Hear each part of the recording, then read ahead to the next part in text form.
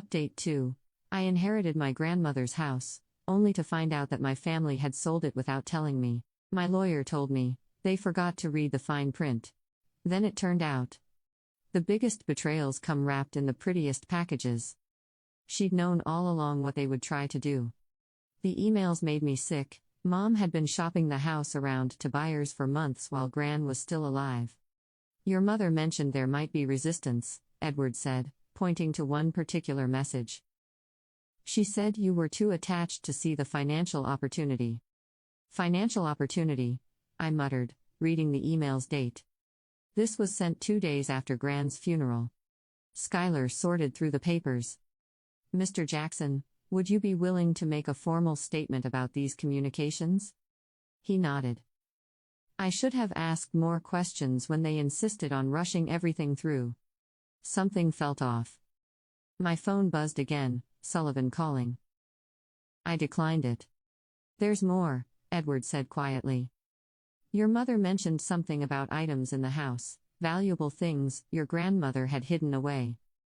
I remembered the key from Gran's letter. Hidden where?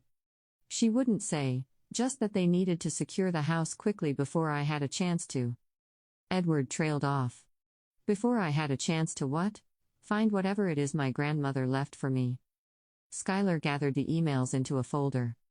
This is excellent evidence of premeditation, Natalie. We should. The office door burst open.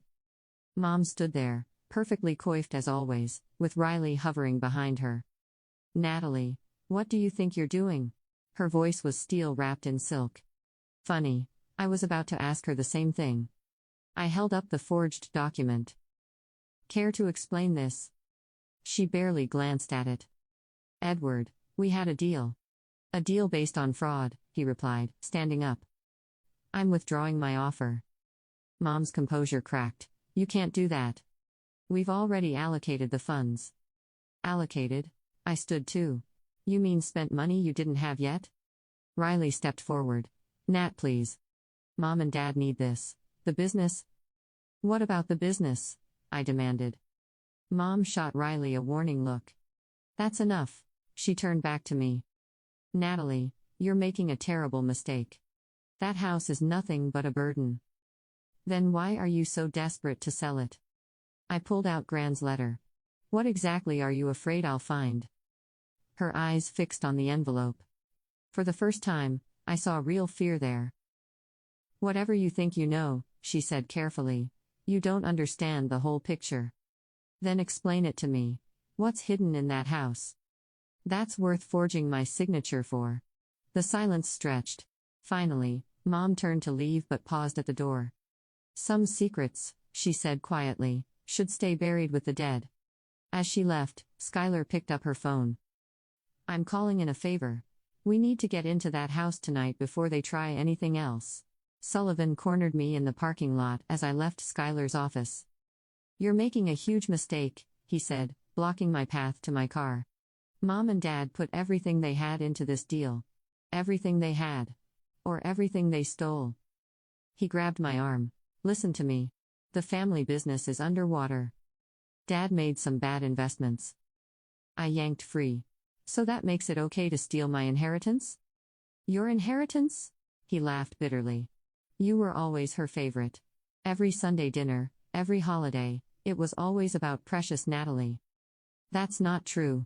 No, then why did she leave you the house?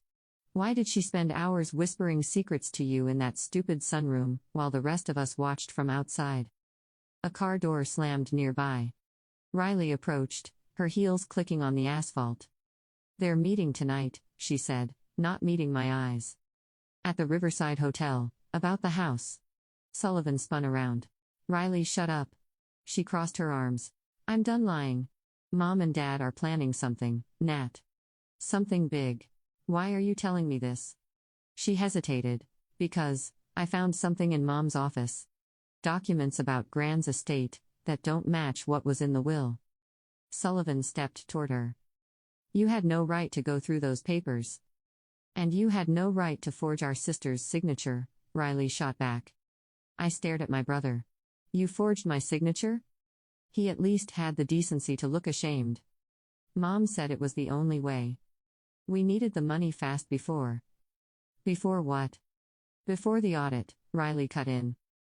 The business is being investigated for fraud. They needed clean money to cover the tracks.